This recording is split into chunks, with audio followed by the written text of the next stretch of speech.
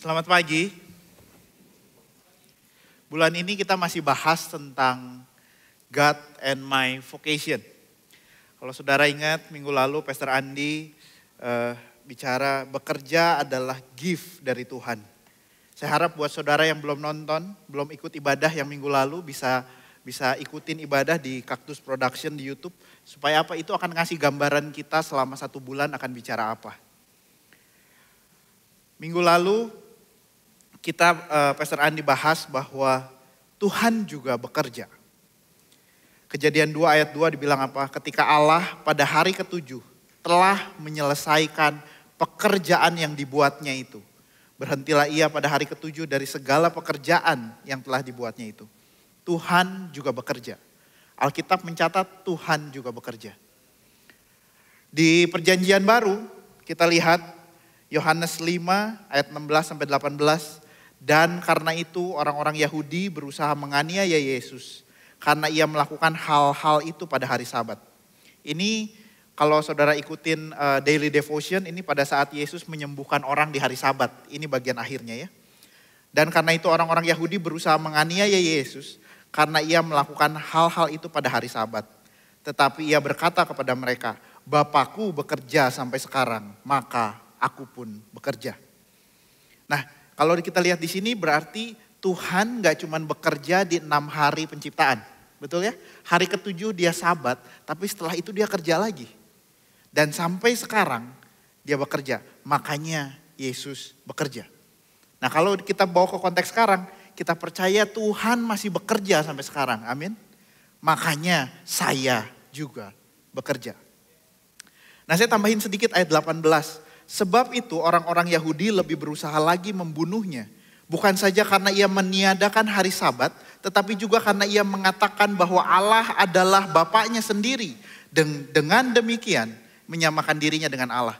Jadi kalau ada orang-orang yang bukan anak Tuhan bilang, di mana Yesus mengatakan dia adalah Tuhan. Ini salah satu ayatnya. Yesus gak plek-plekan bilang bahwa saya adalah Tuhan. Enggak. Tapi saudara lihat kalimat Yesus bahwa Bapakku bekerja sampai sekarang maka aku pun juga bekerja, dimaknai sama orang Yahudi apa? Sebab itu orang Yahudi lebih lagi berusaha membunuhnya. Karena apa? Karena ia mengatakan bahwa Allah adalah Bapaknya sendiri. Dan dengan demikian menyamakan dirinya dengan Allah. Buat orang Yahudi statement ini Yesus lagi bilang saya Allah. Ini salah satu ayat yang menunjukkan bahwa Yesus juga bilang dia Allah. Oke? Tapi hari ini kita akan lihat bahwa Yesus juga bekerja. Allah masih bekerja. Bekerja itu jadi bagian dari Allah. Gitu ya. Nah, kita lihat lagi di Kejadian 1 ayat 27 sampai 28. Maka Allah menciptakan manusia itu menurut gambarnya. Menurut gambar Allah diciptakannya dia. Saudara, kalau kita lihat tadi Allah itu bekerja, gambar itu Allahnya bekerja loh. Maka waktu Tuhan ciptakan manusia, maka manusia juga diciptakan untuk bekerja. Karena gambar utamanya bekerja. Ayat selanjutnya. Allah memberkati mereka, lalu Allah berfirman kepada mereka, beranak cuculah dan bertambah banyak. Penuhilah bumi dan taklukkanlah itu. Berkuasalah atas ikan-ikan di laut dan burung-burung di udara dan atas segala binatang yang merayap di bumi. Saudara, waktu Tuhan ciptain manusia, dia gak bilang gini, Allah memberkati mereka, beranak cuculah dan bertambah banyak. Nikmatilah danau di sini dan nikmatilah gunung di sana. Lalu bersenang-senanglah. Enggak. Dari awal waktu Tuhan ciptain manusia, Tuhan bilang gini, kamu udah baik, sekarang beranak cucu, bekerjalah. Apa pekerjaannya? Penuhilah bumi, taklukkanlah itu, berkuasalah. Jadi dari awal waktu Tuhan ciptakan manusia, gambaran Tuhan tentang manusia bekerja. Kenapa? Karena Tuhan juga bekerja. Nah di ayat selanjutnya dibilang apa? Berfirmanlah Allah, lihatlah aku memberikan kepadamu segala tumbuh-tumbuhan berbiji di seluruh bumi dan segala pohon-pohonan yang buahnya berbiji. Itulah yang menjadi makananmu, makanan manusia. Tetapi kepada segala binatang di bumi dan segala burung di udara dan segala yang merayap di bumi yang bernyawa, kuberikan segala tumbuh-tumbuhan hijau sebagai makanannya. Dan jadilah demikian. Maka Allah melihat segala sesuatunya itu yang dijadikannya itu sungguh amat baik. Jadilah petang dan jadilah pagi. Itulah hari ke-6. Apa yang Tuhan lihat sungguh amat baik. Bukan cuman manusia, bukan cuman pohon, tapi ekosistem yang Tuhan buat. Termasuk perintah untuk manusia buat bekerja. Tuhan lihat apa? Sungguh amat baik. Jadi saudara, saya pengen ini jadi dasar untuk kita melihat pekerjaan. Bahwa Tuhan juga bekerja dan bekerja itu rancangan Tuhan untuk manusia.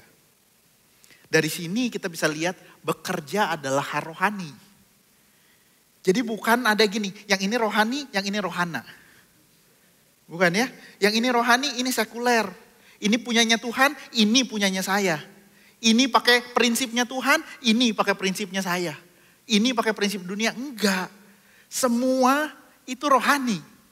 Bekerja itu rohani. Kurang rohani apa? Tuhan bekerja, Tuhan yang nyuruh kita bekerja. Kurang rohani? Enggak, ini rohani. Bahkan kalau kita lihat, kalau saudara sebentar lagi ada kelas MK untuk memperkenalkan keselamatan itu apa, jaminan keselamatan itu apa. Salah satu ayat hafalannya ini. Salah satu ayat hafalan yang paling ribet. Kenapa? Hidupnya banyak. Namun aku hidup, tetapi bukan lagi aku sendiri yang hidup, melainkan Kristus yang hidup di dalam aku. Dan hidupku yang kuhidupi sekarang di dalam daging adalah hidup oleh iman dalam anak Allah yang telah mengasihi aku dan menyerahkan dirinya untuk aku. Dibilang apa? Saya sekarang hidup. Tapi bukan hidupku lagi. Tapi Kristus yang hidup di dalam aku. Pertanyaan saya, hidup di sini 8 jam sehari? 1 hari seminggu atau gimana? Saudara hidup 8 jam sehari atau hidupnya 24 jam sehari? 24 jam sehari. Jadi kalau hidup kita 24 jam sehari, Yesus hidup dalam kitanya berapa jam sehari? 24. Makanya semua hidup kita itu harusnya Yesus yang hidup di dalamnya. Makanya semua hidup kita itu rohani. Amin. Jadi buat anak Tuhan yang sudah ditebus sama Tuhan, semuanya itu rohani. Kita nggak ditebus setengah-setengah loh saudara. Ya kan yang Tuhan tebus kan pinggang ke bawah, tangan mah nggak ditebus gitu. Jadi nanti masuk surga cuma setengah dong. Enggak, kita ditebus seutuhnya. Seluruh hidup kita adalah punyanya Tuhan. Hari ini saya akan ajak kita untuk berpikir apa yang paling penting dalam kita bekerja. Apa yang jadi faktor utama waktu kita bekerja. Saudara, saya akan mulai dengan cerita. Biasa kan seru ya kalau cerita ya. Saya di rumah gitu ya, suka melibatkan anak-anak. Yuk ikut, papi mau masak, ikut gitu ya. Masakan paling mudah yang selalu saya ceritain di sini ada apa? Bikin telur dadar. Itu semua bisa, saya percaya semua dari kita bisa. Gak butuh skill yang gimana-gimana. Siapa yang mau bantuin papi bikin telur dadar? Biasanya kalau udah ada yang mau masak, anak saya 3-3-nya angkat tangan. Lalu dari yang paling besar sampai yang paling kecil, geret kursi. Geret kursi jajarin di meja kompor. Jadi kompor itu tertutup sama anak-anak. Ya, terus kita masaknya gimana? Nah itu perkara lain. Anak saya ngejajar semua di depan, terus gimana? Mereka, terus aku ngapain? Oke, yang lain duduk aja ya, karena yang lain lebih banyak ngerecokinnya daripada ngebantu, betul ya? Chloe bantuin ambil telur. Oke, ambil. Kamu bagiannya ngocok telur aja. Saudara, waktu anak saya ngocok telur, sebenarnya yang terjadi itu bukan ngebantuin. Kenapa? Satu, kalau anak-anak ngocok yang terjadi apa? Ciprat kemana-mana. Betul? Harusnya kerjaan 10 menit beres, ini 10 menitnya beres, udah gitu harus ngelap. Tambah lagi 15 menit. Belum lagi, Chloe tolong ambil garpu. Dia datang ke tempat garpu terus dia nanya, garpunya yang kecil yang besar? Yang kecil aja, oke. Yang warna merah apa warna biru? Yang biru, yang gambar Spider-Man apa gambar Captain America? Udah dalam hati gini, udahlah sini, udah kamu duduk aja, papi aja ngerjain semuanya. Kenapa? Karena bikin lama. Betul gak? Waktu kita libatkan mereka tapi gimana? Kenapa? Karena saya tetap libatkan anak saya untuk untuk bikin telur beberapa kali. Kenapa? Karena dia suka. Karena dia enjoy di situ. Dia merasa berguna di situ. Makanya kalau anak-anak kecil, saudara suruh apa, mereka rebutan. Tolong matiin lampu, rebutan. Kenapa? Karena di situ ada pemenuhan rasa berguna di situ. Walaupun sebenarnya saya minta tolong bukan karena saya nggak mampu, betul? Kalau saya kerjain sendiri lebih cepat apa lebih lama? Lebih cepat. Tapi saya melibatkan anak saya supaya dia belajar sesuatu. Dan dari situ dia langsung punya cita-cita, aku gedenya pengen jadi chef. Gitu ya. Waktu diajarin ngegambar, mewarna, berubah lagi. Aku pengen jadi pelukis. Gitu ya. Berubah-berubah, nggak apa-apa, tapi apa? Dia merasa dilibatkan, dia merasa berguna di situ. Nah saya cuma mau ngasih tahu, Tuhan nyuruh kita bekerja bukan karena dia nggak mampu menyelesaikan pekerjaannya, tapi karena dia mau melibatkan kita. Kalau gambar yang sebelahnya, anak ini minta tolong ke orang tuanya ngambil yang di atas. Karena dia gak mampu. Betul? Karena dia memang kurang tinggi, makanya dia gak bisa gapai. Apa yang terjadi? Papi tolong ambilin yang di atas. Tuhan suruh kita untuk bekerja bukan karena dia gak mampu menyelesaikan pekerjaannya. Tapi karena dia mau melibatkan kita. Disitulah sebenarnya kebutuhan rasa berguna kita dipenuhi sama Tuhan. Saya ambil contoh. Adam diciptakan sama Tuhan dari tanah. Betul? Hawa diciptakan Tuhan dari tulang rusuknya Adam. Artinya Adam dan Hawa itu diciptakan Tuhan langsung. Betul nggak? Tuhan yang langsung ciptain sendiri. Tapi setelah Adam dan Hawa, semua manusia lahir ke dunia lewat rahim seorang perempuan. Kenapa? Apakah karena Tuhan gak mampu lagi ciptain manusia dari tanah? Bukan. Saya percaya Tuhan masih mampu ciptain manusia dari tanah. Kenapa lewat seorang perempuan? Karena Tuhan mau melibatkan manusia untuk menjaga, untuk terus menjaga kelangsungan rasnya. Untuk menjaga kelangsungan spesiesnya. Bukan karena Tuhan gak mampu ciptain manusia. Nangkep? Nah, kenapa pekerjaan jadi penting buat Tuhan? Kenapa pekerjaan jadi sesuatu hal yang penting buat Tuhan? Kenapa? Karena Andy Stanley bilang, pekerjaan kamu penting buat Tuhan karena orang di tempat kamu bekerja itu penting buat Tuhan. Saudara, kalau tadi kita nyanyi sama-sama, Tuhan, datanglah kerajaanmu, jadilah kehendakmu. Datangnya kerajaan, kata Tuhan Yesus mungkin ya di surga sekarang dia bilang gini, datang kerajaan sudah. Karena ayatnya bilang apa? Ketika aku mengusir setan dalam namaku, kerajaan Allah sudah turun pada kamu. Tapi jadilah kehendakmu, itu bagiannya kita. Tuhan gak akan bikin tiba-tiba tempat kerjamu, tiba-tiba sesuai dengan kehendak Tuhan. Sesuai dengan standarnya Tuhan. Tiba-tiba dunia usaha kita jadi jujur semua. Tuhan gak langsung gak. Gimana menciptakan kehendak Tuhan di dunia usaha. Gimana menciptakan kehendak Tuhan di dunia keluarga kita. Siapa yang Tuhan mau pakai? Kita. Tuhan mau bekerja lewat apa yang kita lakukan untuk menjadikan kehendaknya di bumi seperti di surga. Nah, kenapa penting pekerjaan buat Tuhan? Karena itu berkaitan sama jiwa-jiwa yang ada di sebelah-sebelah kita. Gimana cara orang kenal Tuhan? Apakah Tuhan langsung muncul? Ya, sekali-kali oke, Tuhan langsung bicara. Tapi banyak kali Tuhan mau libatin kita loh. Tuhan mau libatin saya, Tuhan mau libatin saudara supaya orang-orang yang duduk di sebelahmu kenal Tuhan. Supaya orang-orang yang kerja di depanmu kenal Tuhan. Supaya orang-orang yang berhubungan sama kita setiap hari kenal Tuhan. Siapa yang Tuhan libatin? Kita. Makanya penting buat Tuhan. Matius 5 ayat 14 sampai 16 bilang apa? Kamu adalah terang dunia. Kota yang terletak di atas gunung tidak mungkin tersembunyi. Lagi pula orang tidak menyalakan pelita lalu meletakkannya di bawah gantang. Melainkan di atas kaki Dian sehingga menerangi semua orang. Dan di dalam rumah, semua orang di dalam rumah itu. Demikian hendaknya terangmu bercahaya di depan orang. Supaya mereka melihat perbuatanmu yang baik. Dan memuliakan Bapamu yang di surga. Dibilang apa? Siapa terang dunia? Saya. Kita terang dunia. Dan dibilang ayatnya jelas banget gini. Kamu akan jadi terang dunia? No, kamu adalah terang dunia. Apakah ayatnya berusahalah untuk jadi terang dunia? Tidak, ayatnya gini, kamu adalah terang dunia. Kita terang dunia, kita sudah jadi terang dunia. Tinggal gini, terangnya mau dibawa kemana? Mau ditutupin pakai ember?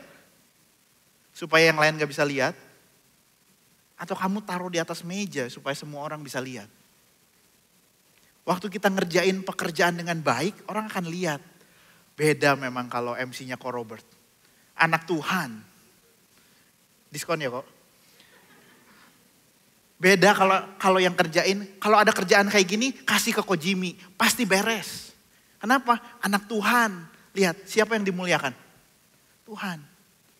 Atau ada kerjaan penting, jangan ke si Christian, pasti beres. Pasti lila. Mahal, lama, gak beres. Waktu kita ngerjain pekerjaan dengan asal, bukan nama Tuhan yang dimuliakan. Nama Tuhan dinistakan.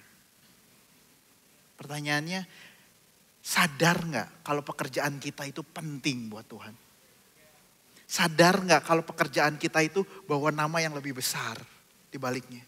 It's not about money. Tuhan mau memberkati orang lewat kita loh. Apapun pekerjaannya. Saudara, siapa yang percaya berkat keamanan itu datang dari Tuhan? Kita udah jaga kalau pas kejadian, kemalingan dan lain-lain, it's happen.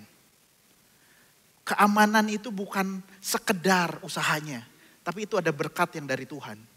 Di firman Tuhan dibilang benteng itu bisa kuat, tapi benteng terkuat itu datang dari Tuhan. Keamanan itu datang dari Tuhan. Tapi kan keamanan kita di rumah itu Tuhan kerjakan lewat apa? Tim security. Waktu tim security bekerja dengan baik, maka berkat keamanan itu turun ke kita. Betul? Berkat kesehatan datang dari siapa? Dari Tuhan. Tapi Tuhan pakai dokter untuk menyalurkan berkat kesehatan itu sama kita. Berkat kesehatan datang dari siapa? Dari Tuhan. Tapi bukankah Tuhan juga pakai orang-orang yang ngangkutin sampah di rumah kita setiap hari untuk jaga kesehatan kita? Saudara-saudara ingat waktu libur lebaran biasanya yang suka petugas yang ngangkutin sampah libur, apa yang terjadi? Sampah ngegunung, mulai bau, di sudut-sudut kota mulai ada yang tumpukan sampah, ada bau, mulai lalat. Mulai ada diare dan lain-lain.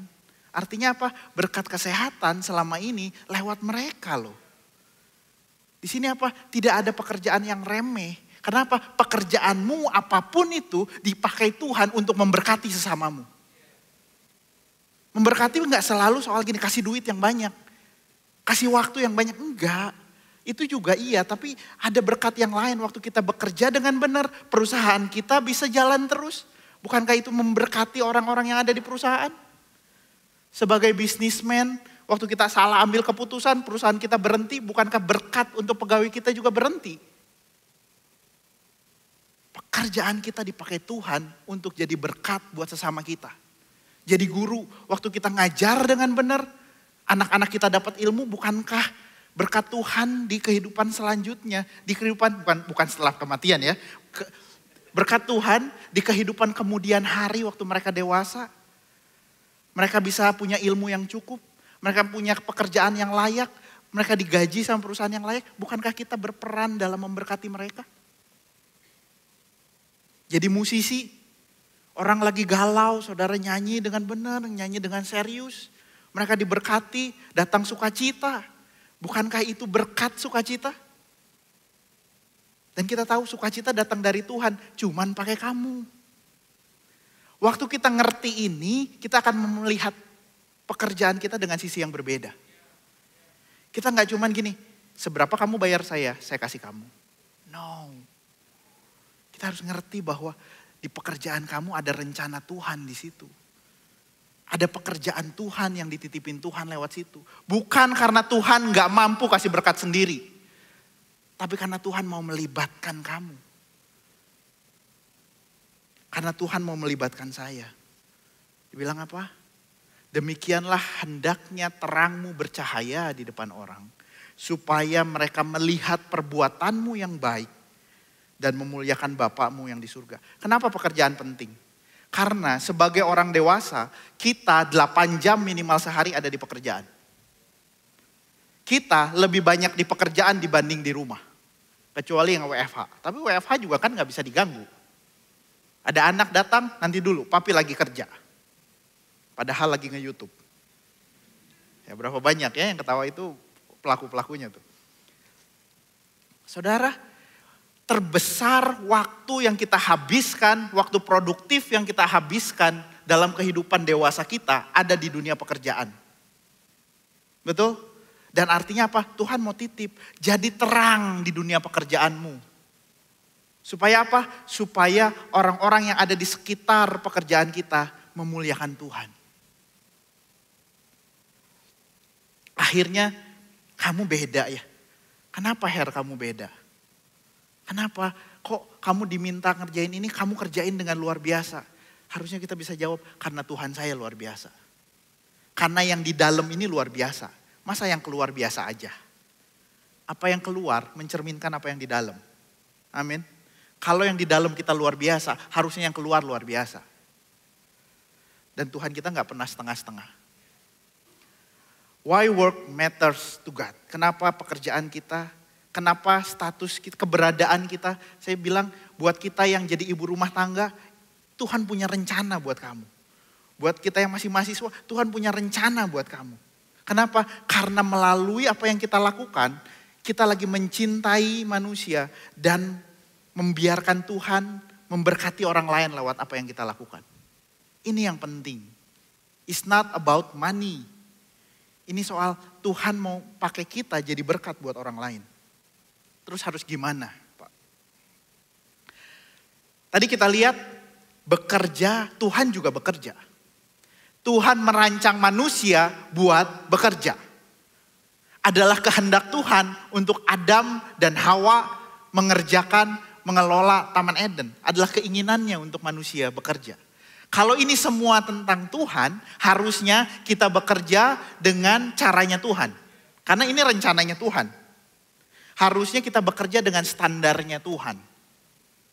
Nah pertanyaannya, apa standar Tuhan dalam pekerjaanmu? Dapat dari mana?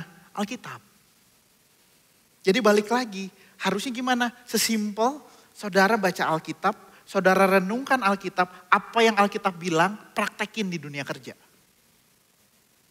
Betul? Alkitab bilang apa? Salah satu yang saya pegang sampai sekarang, di perjanjian lama dibilang bahwa jangan menahan orang-orang upahanmu. Jangan menahan hak orang-orang upahanmu. Artinya apa? Saya bilang sama istri saya, semua gaji harus tepat waktu. Simple gak? Simple loh. Gak harus ngeden-ngeden loh saudara bayar orang tepat waktu. Cuman kadang-kadang kan gak niat. Lupa. Kenapa lupa? Karena gak di reminder.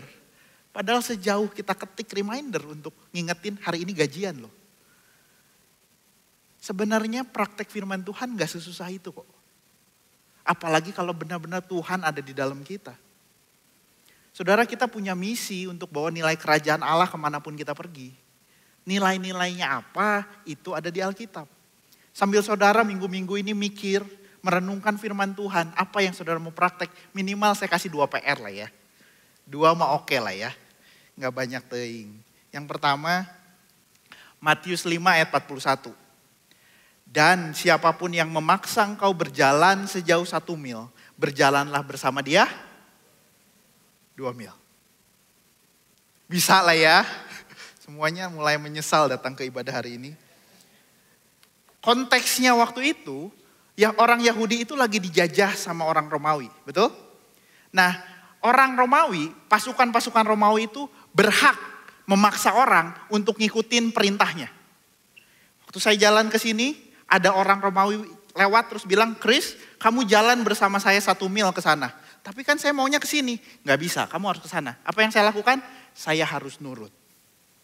Karena orang terjajah. Kalau saya nggak nurut, apa yang terjadi? Saya akan dimasukin ke penjara, disiksa dan lain-lain. Dipaksa. Padahal saya pengennya ke sana. Tuhan bilang apa? Kalau kamu lagi berjalan, ada yang paksa kamu jalan 1 mil. Apa yang dilakukan? Berjalanlah 2 mil. Kalau standar kita, saya dibayar buat kerja 1 mil. Kalau bisa, setengah mil udah pulang. Betul? Standarnya kita, kalau saya dibayar 1 mil.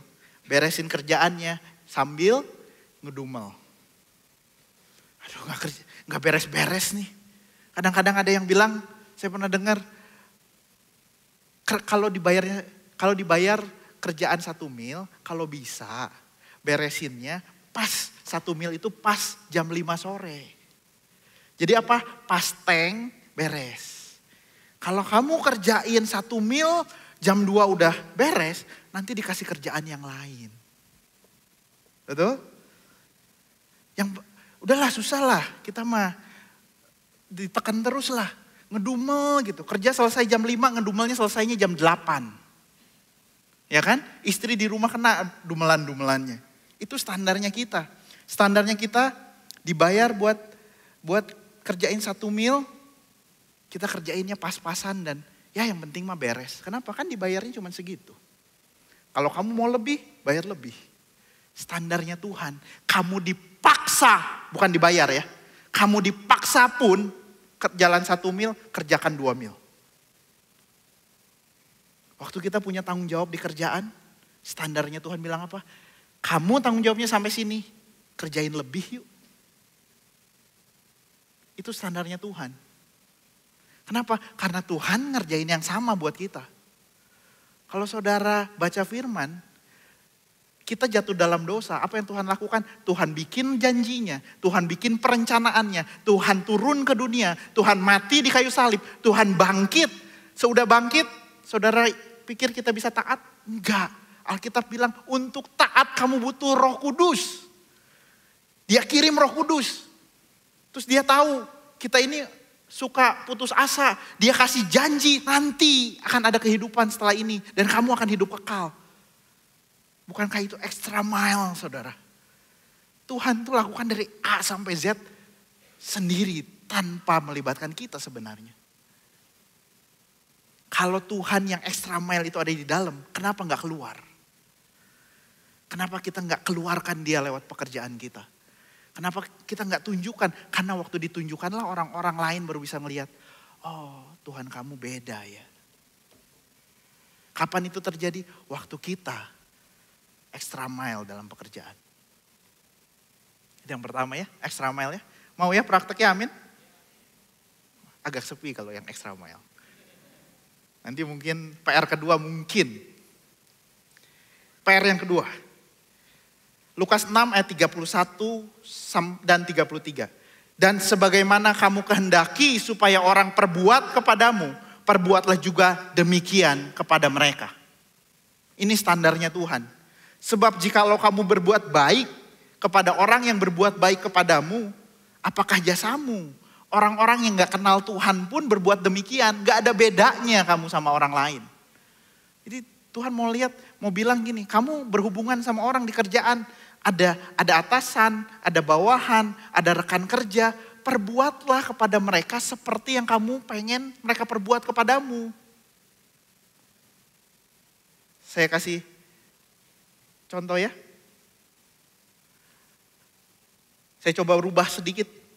Dan sebagaimana kamu kehendaki supaya atasanmu perbuat kepadamu, perbuatlah demikian kepada bawahanmu. Kalau saudara pengen atasan saudara merhatiin saudara, nyapa saudara di pagi hari. Kalau saudara pengen atasan saudara datang dan kalau ngasih tugas diajarin saudaranya, gak cuma beresin lalu pergi. Apa yang Tuhan bilang? Standar Tuhan bukan ngedumel. Standar Tuhan adalah apa? Kamu kerjain ke bawahanmu.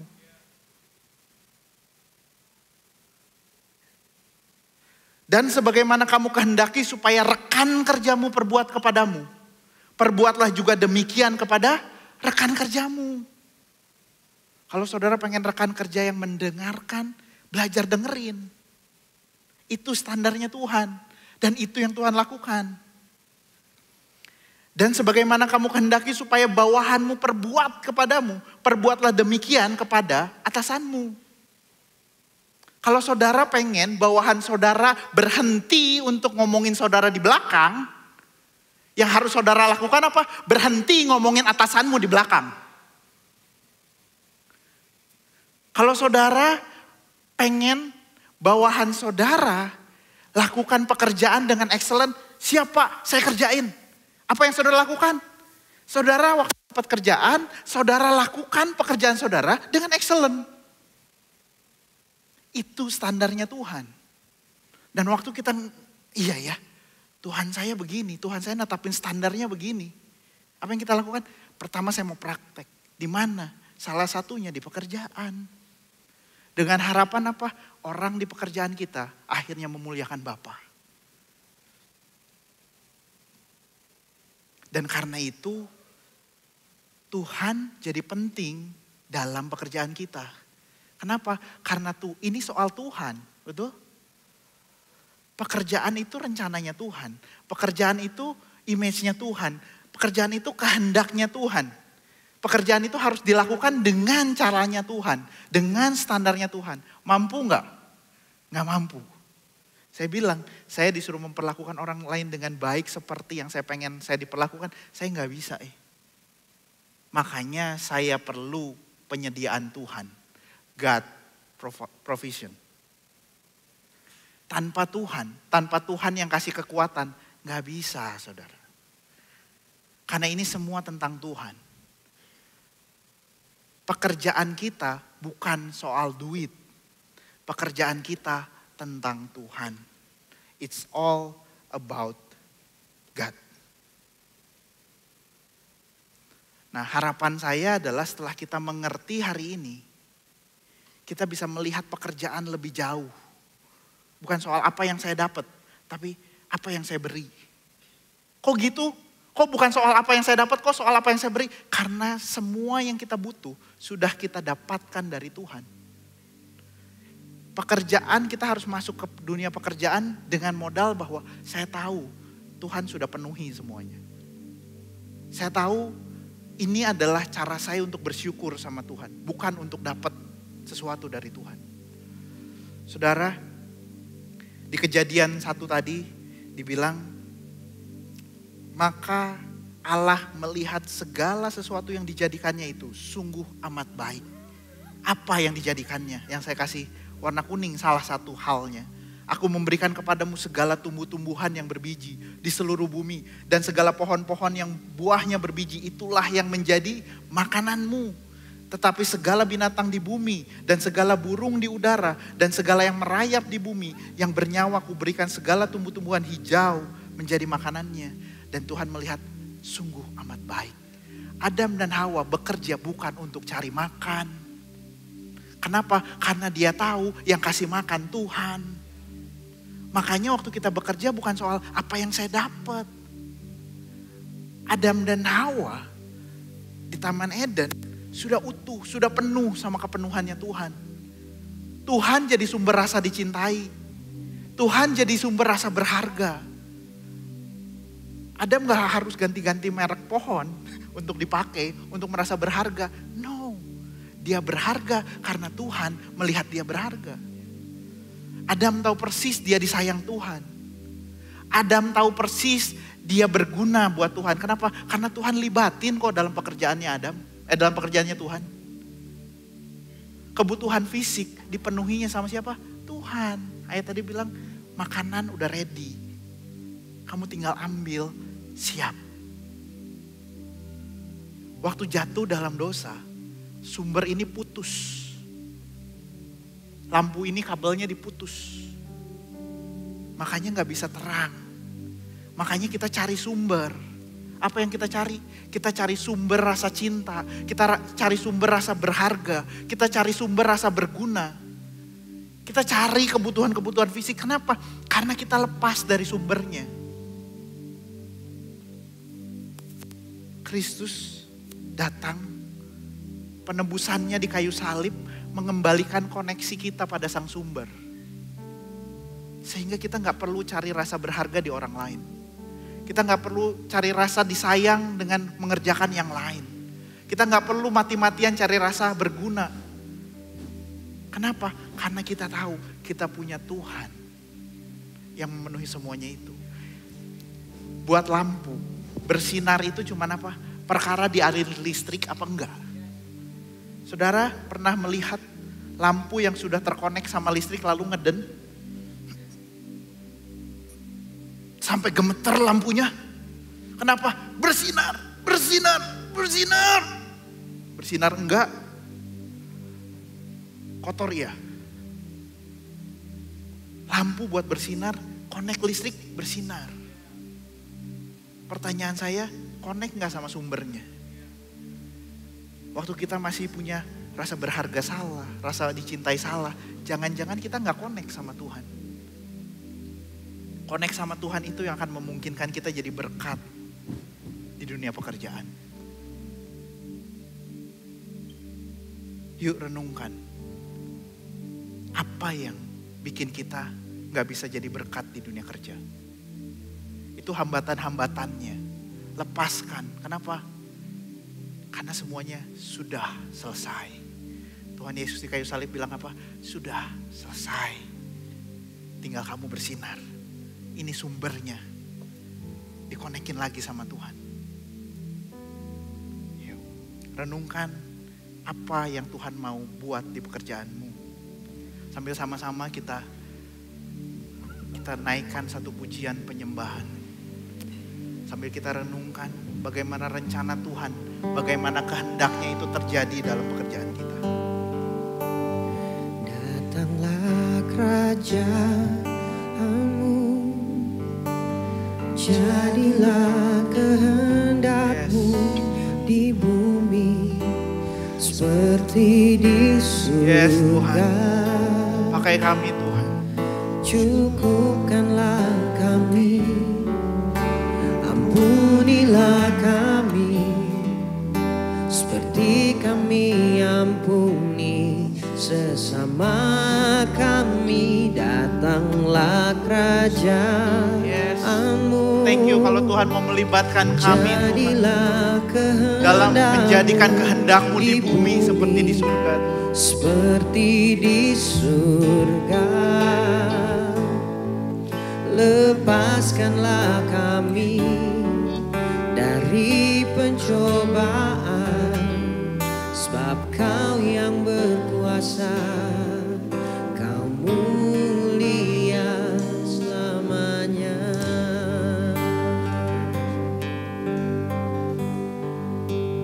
Datanglah kerajaan. Mari sama-sama kita mulai renungkan. Jadilah kehendak-Mu di bumi seperti di surga. Cukupkanlah kami, ampunilah kami seperti kami ampuni sesama kami. Datanglah kerajaan-Mu. Ya, ini jadi doa kami. Jadilah kehendak-Mu di bumi seperti di surga. Pakai kami Tuhan untuk menjadikan kehendak-Mu di bumi. Lepaskanlah kami dari pencobaan, sebab Kau yang berkuasa, Kau mulia. Datanglah kerajaan-Mu, jadilah kehendak-Mu di bumi seperti di surga. Cukupkanlah kami, ampunilah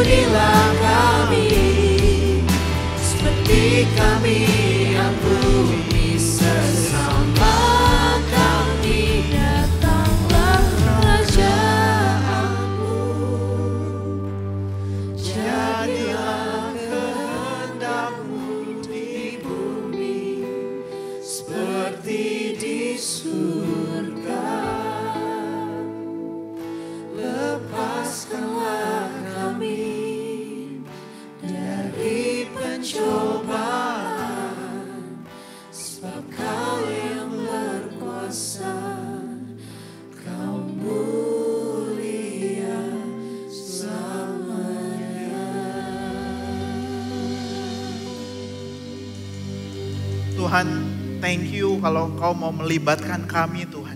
Bukan karena kemampuan kami, bukan karena bakat kami, bukan karena kecakapan kami, kebisaan kami Tuhan. Murni karena Engkau mau melibatkan kami, Engkau mau kami rasa sukacita karena kami berguna di hadapan-Mu Tuhan. Tuhan, kalau hari ini kami dipercaya untuk punya pekerjaan, kami dipercaya jadi seorang anak, jadi seorang suami, jadi seorang istri, jadi orang tua Tuhan. Biar kami kerjakan sesuai dengan standarnya Tuhan. Biar kami kerjakan sesuai dengan caranya Tuhan. Karena kami tahu itu menyenangkan Tuhan. Roh Kudus terus charge kami. Terus isi kami Tuhan, kami terus mau merenungkan firman. Supaya apa? Supaya kami semakin mengerti betapa besarnya, panjangnya, dalamnya kasih itu. Pakai kami Tuhan. Untuk jadi terang di tempat kami ada. Untuk jadi terang dalam keluarga kami. Di tempat kami kuliah, di tempat kami bekerja Tuhan. Supaya orang yang melihat kehidupan kami memuliakan Bapa yang di surga. Terima kasih Tuhan. Kalau sebentar kami punya kesempatan untuk menabur dalam persembahan. Biar itu bentuk sukacita kami. Biar itu bentuk rasa syukur kami. Karena Tuhan mau melibatkan kami dalam pekerjaan-Mu. Suatu kehormatan Tuhan untuk kami boleh ada dalam bagian dalam pekerjaan-Mu Tuhan. Terima kasih Tuhan. Terima kasih Tuhan. Kami serahkan masa depan kami, kehidupan kami, pekerjaan kami ke dalam tangan-Mu. Dalam nama Yesus kami telah bersyukur dan berdoa. Amin.